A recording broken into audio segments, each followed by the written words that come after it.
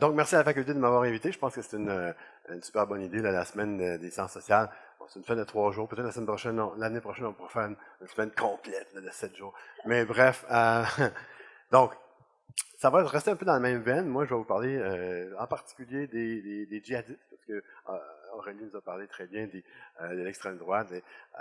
Donc, je vais passer très rapidement là-dessus. Mais ce qui m'intéresse, moi, c'est un peu la réponse sociale, la réponse médiatique, la réponse culturelle, la façon dont la perception de tous ces gens-là a évolué dernièrement. Donc, on va faire deux cycles, on va passer 2 cycles. Bon, ok, je recommence. On peut identifier 3 cycles de violence politique ou terrorisme. Bon, on ne va pas s'attarder trop longtemps sur les définitions. Vous savez sans doute qu'il y a des problèmes assez importants avec ça. Mais 3 cycles principaux dans l'histoire récente, disons, du Québec et du Canada, dont 2 qui sont les cycles plus historiques, et le cycle actuel qu'on va appeler la radicalisation. Et ensuite de ça, on va passer aux réponses. Qu'est-ce que ça a donné comme réponse officielle et non officielle pour essayer de voir cette idée-là de guerre sans fin, qu'est-ce que ça veut dire quoi au juste. Donc, les 2 cycles historiques. Premier cycle historique, ben, clairement, tout le monde va se souvenir de la crise du FLQ dans les années 70. On a ici, je ne vais pas passer en détail là-dessus, on a ici 200 bombes qui explosent entre 1967 et 1970. Ça fait quand même beaucoup d'explosions. La plupart étaient de faible puissance, malgré que faible puissance, bon, ce monsieur-là qui est en train d'essayer de la désamorcer va dans quelques secondes exploser. Et donc, ça a quand même fait pas mal des morts et des blessés. Et évidemment, ce qu'on se souvient le plus, c'est le meurtre du vice-premier ministre à l'époque, M. Pierre Laporte, qui était aussi ministre du Travail. Donc, le meurtre dans les circonstances qui restent nébuleuses, même si les terroristes de l'époque ont beaucoup parlé sur ce qui s'était passé. Il y a un livre qui est sorti sur ce que la cellule du FLQ avait fait. Mais ce morceau-là de la fin de la vie de M. Laporte, ça reste dans le secret des dieux. Là, c'est comme tous les groupes des années 60, des groupes extrêmement bavards qui vont publier mais il n'y a pas d'Internet, évidemment, donc ils publient sur papier la fameuse, la cognée, aussi une série de communiqués interminables. Ils s'arrangent pour que ils forcent les médias à publier certains de ces communiqués-là. Des fois, ils ne forcent pas les médias à aimer ça, publier les communiqués aussi, parce que ça va vendre la copie. Mais grosso modo, on essaie d'utiliser les médias traditionnels, en fait, c'est les médias de l'époque, pour faire passer un message. C'est un groupe qui, à l'époque, a un soutien dans la population. C'est un groupe de jeunes radicaux, hein, on s'entend, sont radicaux, c'est des 16 à 24, c'est des très jeunes qui font partie du FLQ. Quelques centaines vont en faire partie à travers toutes ces années-là. Évidemment, partie à différents niveaux, ils ne sont pas tous également actifs. Mais c'est des gens qui vont... bon, c'est une radicalisation hyper typique si on regarde la façon dont ça s'est passé à cette époque-là. Comment ça s'est terminé? Ben, ça s'est terminé par la perte vertigineuse de la légitimité de ce support populaire-là dont je parlais. Ces jeunes Québécois-là, qui leur message nationaliste, socialisant, si on veut, a pris, disons, ce qui a pris le devant, c'est clairement le côté hyper violent là, de cette finale-là en 1970 avec le meurtre de Laporte. Il y a aussi une perte essentiellement d'une grosse partie du message avec l'ascension de l'idée de nationalisme. Dans la plupart des pays, des partis politiques au Québec vont adopter un discours nationaliste. Évidemment, le PQ, lui, va adopter un discours carrément séparatiste. Et donc, il y a toute une partie du discours qui a été cooptée par les autres. Et ce qui reste du FLQ va être très fortement colonisé par la police, dont plusieurs informateurs et informatrices, dont Carole Deveau, qu'on voit ici à l'écran, qu'on voit quand même dans les médias de temps en temps, même aujourd'hui. Il n'y a pas tellement longtemps, ils ont encore fait un spécial avec elle où elle a répété encore les mêmes choses que d'habitude, mais bref, elle revient de temps en temps dans les médias parce que c'est quand même une histoire un peu hollywoodienne, là, mais bref. Donc, c'est comme ça que cette première vague-là s'est terminée. Deuxième vague, la vague que j'appelle la vague de revendication. C'est juste moi qui appelle ça de même. Hein. Si vous voulez discuter de ça, j'ai aucun problème. Je vous dis pas que c'est une grande, c'est une typologie qui est partagée par tous les experts. Donc, la vague de revendication, c'est surtout une vague dans les années 80 Et ce qu'on va voir dans les années 80, c'est une multiplication des dizaines et des dizaines et des dizaines de groupes vont utiliser la violence pour faire passer un message ou un autre, dont le fameux groupe, le fameux, mais que personne ici va se souvenir, c'est le groupe Direct Action, qui ont fait des millions et des millions de dollars de dommages en faisant exploser des bombes sur toutes sortes d'installations très importantes, en défense de l'environnement, en défense de la paix aussi. On fait exploser la fameuse. Il y en a qui se souviennent de ça, l'explosion à Litton Industries. Ça a fait un mort, 2, 3 blessés. Là, ça s'est passé à 3, 4 heures du matin. Mais on a réussi à démolir une grande partie d'une usine qui faisait des systèmes de guidage pour les missiles Cruise à l'époque. Parce qu'on s'opposait au développement américain là, du côté des États-Unis, de Reagan, le développement du missile Cruise. Ça vous dit quelque chose ou non? C'est comme si ça n'avait jamais... Bon, bref. On va avoir aussi les Arméniens, on va avoir les anti-avortements qui vont faire sauter un paquet de cliniques d'avortement. Et on va avoir évidemment l'attaque principale, la pire attaque qu'il y a jamais eu au Canada, c'est l'attaque contre, ça je sais pas que vous en souvenez, Air India en 1985, 331 morts, 329 qui tombent dans l'Atlantique, puis 2 qui meurent à Tokyo. On avait mis 2 bombes dans 2 avions. Hein. Il y en a une qui était mal timée. Elle a explosé à l'aéroport de Tokyo au lieu d'exploser au-dessus du Pacifique. Ça aurait fait beaucoup plus de morts si ça avait mieux réussi. On a quand même réussi à faire tomber un avion dans l'eau et c'est 300, dans ce cas-là, 329 morts dans le vol 182 de Air India. C'était surtout des citoyens montréalais, hein, on s'entend. Les gens pensaient que c'était des Indiens. Même le premier ministre, à l'époque, Brian Mulroney, a appelé Indira Gandhi, qui était encore en poste en Inde à cette époque-là, pour offrir ses condoléances, parce qu'il y avait plein de citoyens indiens qui étaient morts, mais elle lui a dit directement au téléphone, mais non, c'est surtout des Canadiens qui sont morts. Quand on arrête à Montréal, puis on s'en va en Inde après, c'est des Canadiens qui embarquent. Et comment ça s'est terminé tout ça? Ça s'est terminé de façon très, très disparate selon les groupes. Direct Action, ils sont fait attraper par la police parce que, à force de faire exploser des tonnes et des tonnes de fer, mais tôt ou tard, on fait suffisamment d'erreurs pour laisser des traces. Et vous pouvez lire maintenant le récit de ça. Ann Hanson, qui était plus ou moins la tête dirigeante de Direct Action, a écrit son livre. Personne n'est au courant de ce livre-là. Il est sorti le 10 septembre 2001. Et donc, bref, il n'a pas fait la manchette très longtemps, mais bref, c'est quand même assez intéressant. On s'attend à ce qu'elle ait des lunettes interprétatives particulières, parce qu'évidemment, elle présente son histoire, mais c'est pas une terroriste, en guillemets, repentante. Hein. Elle justifie d'un bord à l'autre chacune des actions qui ont été faites. Bon, dans le cas d'Assala, mort. Dans le cas de Air India, c'était à peu près une demi-douzaine de suspects, dont un va se faire condamner. 2 autres vont avoir un procès un peu plus tard, mais le procès va tourner en queue de poisson à cause de l'incompétence de la GRC et du CRS. Mais grosso modo, puisque le groupe était vraiment petit, ça n'a pas donné lieu, il n'y a pas eu de suite à ça. Le cycle actuel, qu'est-ce qu'il y a de particulier? Dans les autres cas, on avait une multitude de micro-groupes, certains Canadiens, certains nouveaux Canadiens, certains pas du tout Canadiens, purement des gens en visite ou des gens qui viennent au Canada pour s'attaquer, par exemple des Arméniens qui viennent pour s'attaquer à des Turcs. Le Canada sert juste de scène à ce moment-là pour ces actions-là. Quand on avait un ennemi assez gros, en fait, qui était très gros aussi, si vous vous souvenez, par le gouvernement fédéral à l'époque, celui du FLQ, par exemple, c'était quand même des petits gars de chez nous, quand même, avec un bon support de la population. Et je pense qu'une chose qui est très, très, très différente maintenant avec le cycle actuel, c'est qu'on est en train de se construire un énorme ennemi encore, mais c'est un ennemi extérieur, avec zéro support de la population, et en fait, qui génère une peur généralisée. Glocalisation, ça veut dire quoi ça, glocalisation? Glocalisation, c'est juste que, grosso modo, on dit que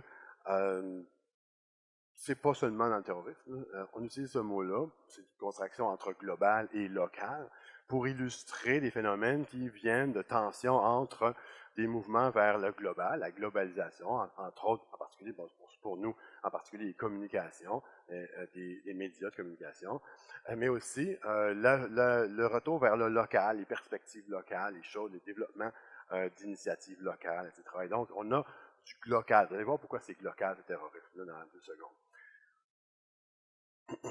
Benny-Antoine Norris, est-ce que quelqu'un connaît ça? Ça vous dit quelque chose? Benny-Antoine Norris, son autre nom, c'est Ahmed Ressam. Bon, Ahmed Ressam a construit une bombe à la fin à la fin de 1999 pour aller la faire sauter à Los Angeles pour les festivités du millénaire. Lui, il ne savait pas que le millénaire, ça commençait en 2001 et pas en 2000, mais la plupart des gens ne savaient pas non plus.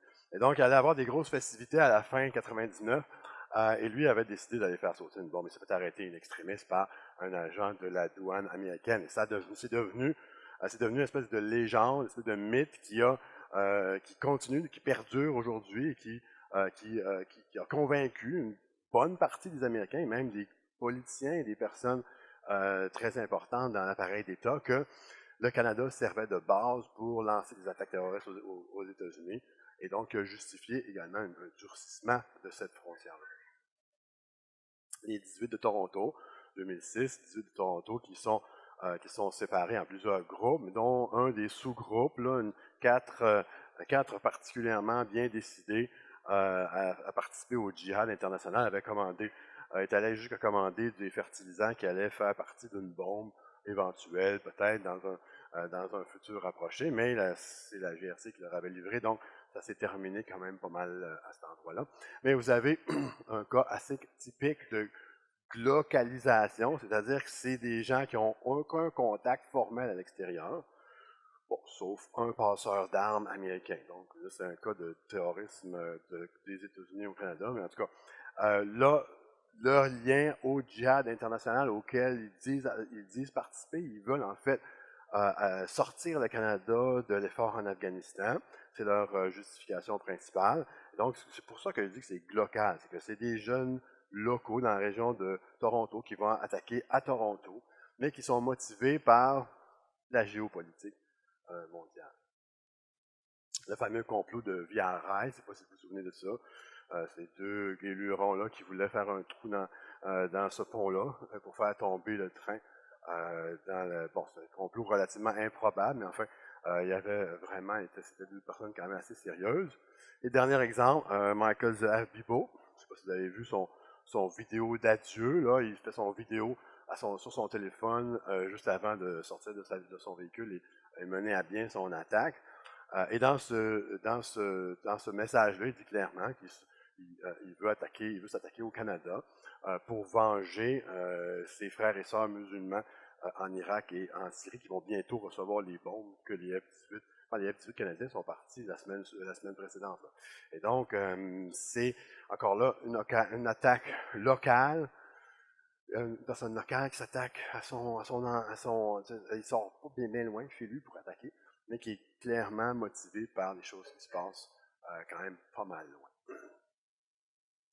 L'autre côté, le côté radicalisation, ça c'est super intéressant parce que là, on a inventé ça il n'y a pas longtemps, la radicalisation. Je vous ai dit tantôt que les jeunes du FLQ étaient radicalisés. C'est évident, on le voit quand on regarde leur parcours, quand on regarde leur discours, quand on regarde leur appel à des théories du complot.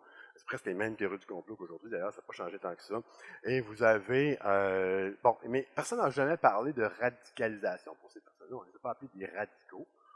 Peut-être des fois par erreur, sans trop faire attention. Alors qu'aujourd'hui, le mot de radicalisation, radical, radicalisé, etc., on voit ça un peu partout. Et pourtant, que si on creuse un peu, quand on le voit, on s'aperçoit assez rapidement quand même que ça reste une boîte noire pour le moment. On ne sait pas trop ça veut dire quoi la radicalisation. Comme Aurélie l'a dit tantôt, les étapes dans la radicalisation, bon, logiquement, la psychopop nous dit que peut-être la personne va avoir un discours radical, va adopter un discours radical avant d'adopter une méthodologie ou un mode d'action radical. Mais ce n'est pas nécessairement le cas. Il y en a qui ont un mode d'action avant, puis qui viennent se chercher une justification après. Donc, et on ne sait pas combien de temps ça prend, tout ça. Est-ce que c'est long, pas long? Tout ce qu'on sait, c'est qu'il y a un après. Donc, quelqu'un s'est joint à l'État islamique et il y a un avant. Quelqu'un n'était pas dans l'État islamique, en train de jouer à des jeux vidéo dans son sous-sol. Et donc, quelque part, il y a une parenthèse qu'on appelle la radicalisation, mais on ne sait pas vraiment ce que c'est. Ce que ça donne, par contre, c'est ça. Le SCRS nous dit qu'il y a à peu près 200 personnes, 200 à 250 personnes qui sont parties se joindre à l'État islamique on est rendu à 4 années dernières. Moi, j'ai pas les noms de toutes ces personnes-là, je les connais pas tous, mais j'en connais, ben, connais pas personnellement, on s'entend, mais j'ai ramassé la biographie de 80 de ces personnes-là. Ben, pas moi tout seul, mais mon équipe. Donc, on a ramassé la biographie de 80 de ces personnes-là. Et on est en train, bon, on essaie de décortiquer ça autant que possible. Il y a beaucoup de trous, là. C'est vraiment c'est le fromage suisse pour le moment. Donc, on ne peut pas en tirer trop grand-chose. Mais si on fait quelques petits graphiques de genre-là, là, on voit la ligne rouge. Donc, la ligne rouge, c'est ceux qui ont tenté ou qui ont réussi à commettre des actes de violence politique au Canada. Et la ligne bleue, c'est ceux qui sont partis à l'étranger. Donc, ce serait dans les 200 quelques là, dont je parlais tantôt. C'est quand même un échantillon représentatif. Hein? C'est 80 sur 200 ou 250. On parle de, mettons, disons, le tiers. Donc, le tiers de la gang, c'est quand même assez représentatif. Par contre, faites bien attention, j'ai vraiment été tricheur. J'ai fait comme un journaliste. Je vous ai mis, je vous ai mis une courbe ici qui est la tendance à long terme. Sauf que le problème, c'est que pour le rouge, ça peut passer, on pourrait en discuter, mais de toute façon, statistiquement, là, quand on est en bas de 5, ça veut strictement rien dire, on s'entend. Mais pour le bleu, le problème, c'est que les départs à l'étranger sont très, très, très fortement contingents sur la situation à l'étranger. Donc, s'il n'y a pas d'État islamique, il n'y a personne qui va partir pour se joindre à l'État islamique. Et là, maintenant qu'il n'y a plus d'État islamique, les départs, cette tendance-là est complètement fausse. Les départs pour 2016, je pense que c'est 2 ou 3, puis à 2017, je pense que c'est 0 pour le moment. Enfin, ça, c'est des estimés. On s'entend, on ne sait pas tout le monde qui part, où est-ce qu'ils s'en vont, est-ce qu'ils reviennent, ils ne reviennent pas, on ne sait pas trop. Mais dans l'estimation des choses, cette tendance-là est maintenant tombée complètement à zéro. Donc, partez pas d'ici en disant hey, j'ai vu un graphique avec la ligne qui s'en va comme ça, c'est l'enfer. Non, c'est pas vrai. C'est l'enfer si on prend cette tranche-là de 10 ans, puis on regarde juste ça, mais si on continue, bon, disons dans 2-3 ans, si je reviens faire cette conférence-là, on va avoir 2-3 ans de plus, mais on va voir que la tendance s'est renversée complètement. Autre chose intéressante, la moyenne d'âge. La moyenne d'âge, je ne sais pas si vous trouvez que c'est jeune ou pas jeune. Bon, j'en ai un de 15 ans là-dedans, mais disons qu'en général, c'est près de la vingtaine jusqu'à proche de la trentaine. Moi, je suis criminologue de forme. J'ai pas le droit de dire, dites pas que je suis criminologue, c'est des journalistes, ne dites pas que je suis criminologue, parce que si vous dites ça, je peux être condamné à 1500 $ d'amende à chaque fois. Donc, dites-le pas, mais j'ai étudié en criminologie plusieurs années. Et en criminologie, un des constats qu'on fait depuis un siècle à peu près maintenant, c'est que la participation de la criminalité, c'est du 16 à 24. Donc, les gens commencent la criminalité à 16 et terminent à 24. La participation à la criminalité à partir de l'âge de 24 ans à peu près décline très, très, très rapidement en chute à peu près libre jusqu'à, bon, etc. Donc, et c'est sûr qu'il y a des criminels qui restent criminels longtemps, là, on entend les Angels en marchette, etc. Donc, les autres sont restés, sont restés criminels longtemps, mais l'immense majorité des criminels vont se désister du crime, et ils se désistent du crime au moment où eux autres commencent. Donc, en même temps, ils sont jeunes dans un sens, mais ils sont vieux au sens criminologique, si on peut dire ça. C'est peut-être parce que ça, on pourrait faire une autre conférence là-dessus un jour, c'est peut-être parce que ça, c'est un crime altruiste. Oui, parce que tu le fais pour les autres. Tu ne le fais pas pour toi. Tu ne te joins pas au djihad pour ton bénéfice personnel. Quelques-uns, oui, on leur a promis des filles, du cash, des beaux appartements, des autosports, etc. Bon, mais l'immense majorité de mes petits djihadistes, là, les 80 ou à peu près, c'est pas tout à fait ça qui est leur motivation. Se motiver par le besoin d'aider les autres, de la justice, de combattre l'impérialisme américain, de combattre la répression d'un dictateur en Syrie, etc. Et donc, ils le font pour les autres, tandis que la criminalité ordinaire, on fait pour nous. On fait pour acquérir des choses, surtout. Et dans 10% de crimes violents, ben, on se fait pour passer notre rage. Donc, bref, ça, c'est plutôt bien. Présence sur Internet. Je devrais passer vite là-dessus. Je vais passer vite là-dessus. La présence sur Internet fait couler beaucoup d'encre, ou fait circuler beaucoup d'électrons, disons, parce que je pense, et on pourrait faire ça aussi, une autre présentation juste là-dessus, on a l'impression que le groupe terroriste, au lieu d'être un océan à distance, ben, il est dans notre salon avec nous. Et surtout, il est potentiellement dans le salon avec nos jeunes, parce que nos jeunes, ils vont voir ça. Ils vont voir M. Maguire ici, dire moi aussi j'étais un jeune à Timmins, je jouais au hockey comme les autres jeunes Canadiens, et d'un coup j'ai vu la lumière. Et je me suis joint à l'État islamique. Et les parents pensent que leurs jeunes vont voir ça, puis ils vont immédiatement, évidemment, commencer à se renseigner sur l'État islamique. C'est aussi très fortement dans les médias. Et là, aujourd'hui, il y avait dans les médias beaucoup, il y a 1 an, 2 ans, 3 ans, on voyait les départs. Tant de jeunes, vous vous souvenez du collège Édouard, non, c'est pas Édouard Monti, Maisonneuve. Il y en a qui sont partis de Sherbrooke, il y en a qui sont... Bon, il y en a plusieurs à Grappe, mais la Grappe Maisonneuve, ben les 2 Grappe Maisonneuve successives, la deuxième s'est fait arrêter par la GRC, mais il y a quand même l'intention était là. Ça fait beaucoup couler d'encre, évidemment. On se demandait combien, il y en a qui vont partir, quels enfants, quels jeunes sont à risque, sont vulnérables, etc. Maintenant, c'est les retours. Et ça, je vous dis, c'est un écran de, je ne sais pas si vous regardez la presse plus à tous les matins, religieusement comme moi, mais ça fait, c'est à milieu de la semaine dernière, vers une vague de retours épineux. Donc, on commence à parler de ça quand même pas mal. Là. Les départs, c'est pas mal fini, mais là, il y en a qui s'en reviennent. De retour épineux, on ne sait pas si ça va être épineux pour eux autres de revenir ou si ça va être épineux pour nous autres de les recevoir. Là, c'est pas clair dans le titre. C'est un des deux, ça dépend, c'est subjectif, j'imagine, ça dépend du lecteur. Mais c'est une vague. Et là, si vous lisez tout ça, c'est une vague de 3 personnes. Donc, il y a comme une légère exagération. Mais, effectivement, il y en a qui s'en reviennent. Ça a été discuté aussi en chambre. Je ne sais pas si vous avez vu le débat au début de la semaine dernière. Ralph Goodell qui répond aux questions de l'opposition en disant qu'est-ce qu'on va faire avec ceux qui reviennent. Là, Ralph Goodell a dit ben en fait, on ne sait pas. Effectivement, ils ne savent pas. Ça aussi, ça pourrait être une autre présentation. Mais grosso modo, on n'a pas de plan, on ne sait pas. On va essayer de les surveiller, mais est-ce qu'on est capable, on n'est pas sûr. Il y en a qu'on peut peut-être réhabiliter, réinsérer dans la société, ouais, etc. Probablement vrai. Mais il a aussi dit, ben, il y en a déjà 60 qui sont revenus. Fait que, énervez-vous pas, là, il y en a déjà 60 qui sont là depuis plusieurs mois, dans certains cas. Euh, ces estimés-là sont grossièrement approximatifs. On s'entend quand ils reviennent. Il y en a qui sont revenus, sont repartis, sont revenus. Il y en a qui ont fait, on sait qu'ils ont fait plusieurs fois le trajet. Ils sont comptés 2 fois, 3 fois dans le 60, on ne sait pas trop. Combien est-ce qu'il y en a vraiment maintenant des ex-djihadistes? Il y a des enfants là-dedans. Il y a. Comment est-ce que, bon, bref, combien il y en a? C'est ça qui nous fait stresser. Combien est-ce qu'il y en a des djihadistes qui veulent poser des bombes? Ça, on ne le sait pas vraiment. C'est pas 60, c'est sûr que c'est pas 60.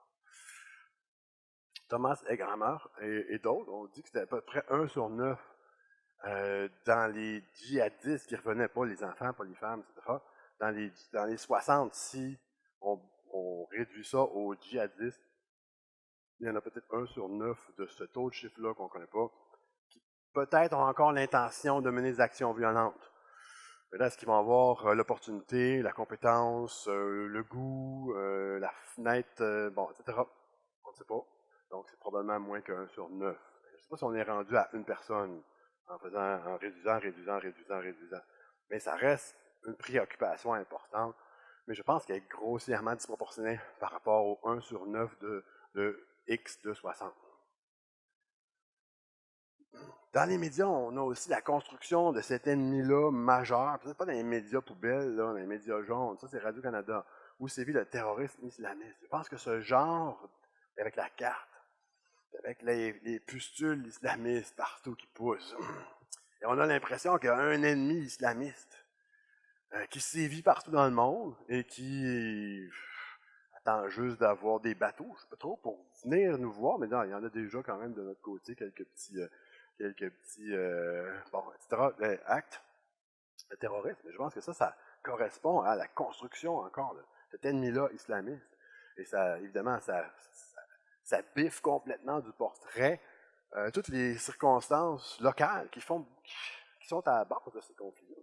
Ces gens-là, si on va regarder dans chacun des conflits, on va s'apercevoir qu'ils ont des raisons pratico-pratiques locales, souvent hyper locales, de faire de la violence. Il y a bien des conflits là-dedans qui sont en plein milieu d'une guerre civile. D'essayer d'identifier des actes terroristes dans une guerre civile, je trouve que c'est un peu périlleux comme proposition. Mais bon, bref. Donc, de dire ça, c'est le terrorisme islamiste. Je pense que ça participe au discours de la meute, etc., qui disent l'islam, ça vient avec un bagage, comme automatique. Ça fait un ennemi caché aussi. Parce qu'on ne sait pas c'est qui les islamistes. C'est pas juste les Arabes. Le petit Maguire que je vous ai montré tantôt, il y avait une tuque qui joue au hockey à Timmins. Aaron Driver qui a explosé dans son auto en se rendant au centre commercial avec sa bombe. Aaron Driver, c'est pas un Arabe. C'est un converti. Un petit garçon anglo-saxon d'Ontario, bien ordinaire. Et un ennemi massif, comme je l'ai dit tantôt. Quelque chose d'international, c'est gros. Il y en a bien gros des musulmans dans le monde. C'est vraiment peur. Donc, on a comme une invasion de notre quotidien. C'est pas du tout comme les deux autres vagues de terrorisme. On avait d'une part, oui, ils font sauter des bombes, mais c'est des bons petits gars, ils ont des bonnes intentions dans le fond. Ils veulent aider les travailleurs, puis ils veulent protéger la langue française, etc. Ou dans les années 80, oui, c'est pas mal actif dans les années 80, mais en fait compte, c'est tout un paquet, une ribambelle de causes complètement diverses qui n'ont aucun lien les unes avec les autres. Donc, c'est moins épeurant, on y va au cas par cas, la police s'en charge. Tandis qu'aujourd'hui, c'est pas ça, on a une espèce d'ennemi massif, caché, qui attend juste de pouvoir entrer au Canada pour faire sauter des bombes. Cela dit, j'aimerais ça juste vous montrer ce graphique-là, puis je pense que je vais être obligé d'arrêter là. Ouais, okay. Pas en tout fini, mais c'est pas grave. Oui. Ce graphique-là, ça vous montre quand même un peu ça, c'est pas des 5 fois 1000, c'est vraiment 5. Donc, toute cette énorme menace-là, en fait, est vraiment gonflée à l'hélium, comme je l'ai dit malheureusement la semaine passée. Je ne sais pas si vous avez passé ça dans les médias, mais bon, bref. J'ai eu une attaque en règle sur mon Facebook, mais en tout cas, cela dit, je pense que notre préoccupation, notre obsession pour les djihadistes, tous ceux qui se disent djihadistes eux autres mêmes, et l'islam radical et la menace terroriste islamiste dans le monde est très, très largement exagérée. Elle donne lieu à des dépenses absolument incroyables, des mouvements de troupes sur le terrain qui sont complètement hors de proportion avec les menaces réelles. Par exemple, la GRC a bougé à la suite de Zohaf Bibo et Couture Rouleau, Couture Rouleau, a déplacé 200 agents du crime organisé pour les mettre sur le terrorisme alors qu'il n'y en avait pas. Alors, c'est 200 personnes qui ont fait rien pendant plusieurs mois, alors que pendant ce temps-là, les Hells Angels, ils se construisent des bunkers. Et donc, là, nous autres, on a, je dirais, une mauvaise, parce que quand on dit on va mettre 200 agents de plus, il n'y a pas un arbre à agents, puis on va en cueillir une couple. Là. Si on veut mettre 200 agents de plus, ben, il faut les enlever d'ailleurs. Si on dit on va mettre 100 millions de plus pour ça, ben, c'est 100 millions de moins pour autre chose. L'argent ne pousse pas dans les arbres non plus. Donc, je vais finir là-dessus. Ben, c'est les 2 tiers de ma présentation. Oui, bonjour, Francis Cossette, Police de Québec. J'ai une petite question à propos de la place du théorie du complot dans le discours. Parce que qu'est-ce qu'on voit? On voit beaucoup de groupes d'extrême droite utiliser ce discours-là pour justifier un discours. Puis ils vont nous parler de l'islamisation du Canada, l'islamisation de l'Europe, etc., ce qui n'est pas fondé du tout, mais qui apporte tout de même un questionnement sur une menace perçue. Une menace qui est probablement culturelle, une menace identitaire, des fragilités, des peurs qui sont réelles dans notre société, puis qui dénotent une certaine perte d'emprise sur notre futur. Oui, absolument. Je pense que ce qui est rigolo souvent, c'est que les théories du complot de l'extrême droite sont les mêmes que les théories du complot des groupes extrémistes islamistes, comme l'État islamique, par exemple. Effectivement, tu as raison de dire que les théories du complot, ça cristallise autre chose, en fin de compte. On embarque là-dedans parce qu'on pense qu'on a une fenêtre privilégiée vers la vérité, alors que tous les autres, les personnes ordinaires n'ont rien compris, ou ils se font mener par le bout du nez par les médias traditionnels, etc. Et ça, c'est le même discours qu'on retrouve dans les sectes. Hein? Donc, vous avez un accès privilégié à quelque chose à cause du gourou, à cause du message, à cause d'un livre sacré, à cause de ça, etc. Et les autres ils ne voient rien, ils ne voient rien de ça. Ça sert à deux choses aussi. Ça sert à créer l'espèce de narratif interne, puis la solidarité entre les personnes qui sont ces privilégiés-là, mais aussi ça sert à vous couper de l'extérieur. C'est-à-dire que si quelqu'un vient discuter avec vous, puis vient vous confronter dans une de vos croyances, vous savez déjà que cette personne-là, c'est quelqu'un qui ne comprend rien à rien. Donc, il ne peut pas avoir raison. Donc, dès le départ, cette personne-là, elle n'a pas raison, parce qu'elle n'a pas compris. Donc, même si vous n'avez pas nécessairement tous les outils pour répondre, vous n'êtes pas un super érudit de l'idéologie néo-nazie ou de l'idéologie de l'État islamique ou de l'idéologie d'Al-Qaïda, ça n'a pas d'importance parce que même si vous ne réussissez pas à tirer votre épingle du jeu dans une discussion, dans un échange, ben, c'est pas grave. Vous savez que vous parlez avec quelqu'un qui est dans l'erreur fondamentalement ou qui fait partie du complot. Oui, bonjour, c'est Bolam du Centre multiethnique. En fait, c'est dans le suivi de monsieur le collègue le policier, c'est par rapport aux théories du complot, on va dire. Aujourd'hui, on ne peut pas minimiser en fait les thèses complotistes. C'est pas, certes, elles existent, mais quand même, il faut se lever qu'il y a cette question. Je pense que une fois on les pose, on est taxé immédiatement on va dire du complotisme. Par exemple, la question de l'État islamique, Daesh, ce qu'on appelle, il y a des vraies questions à poser sur comment ce groupe a été créé.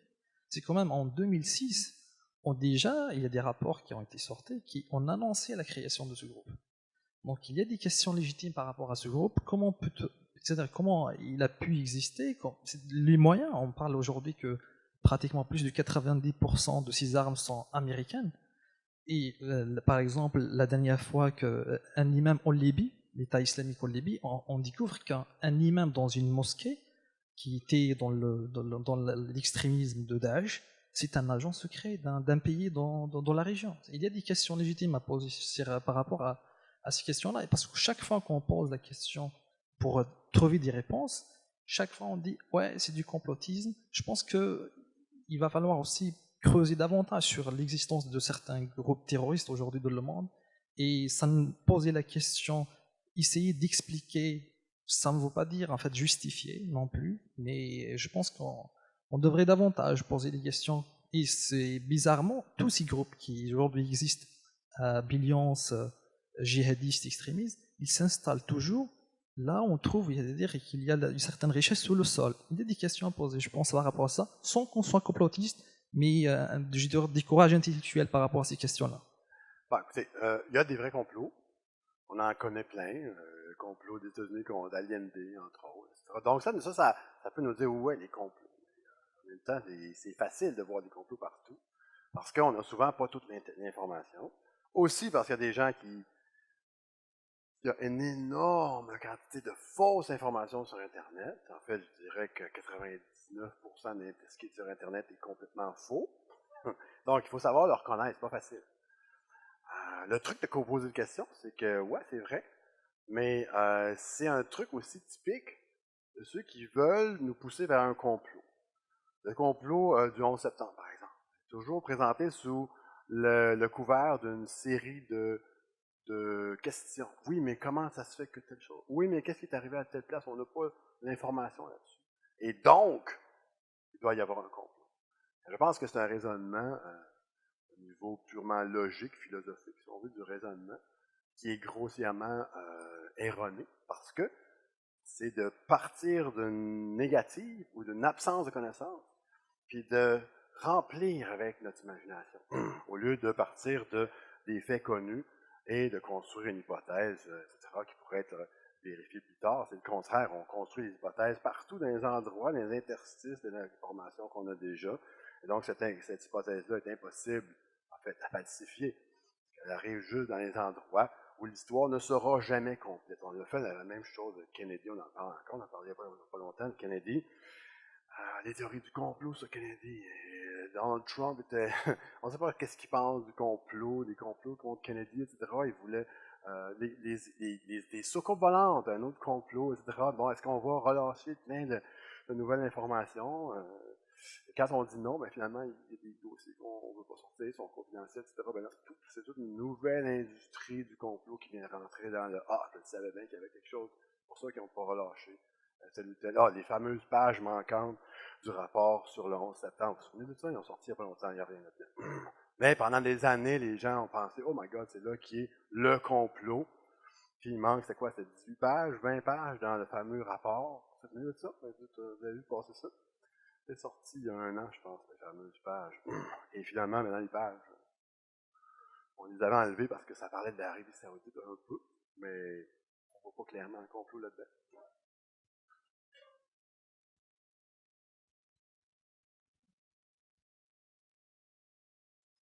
Je vois qu'on achève.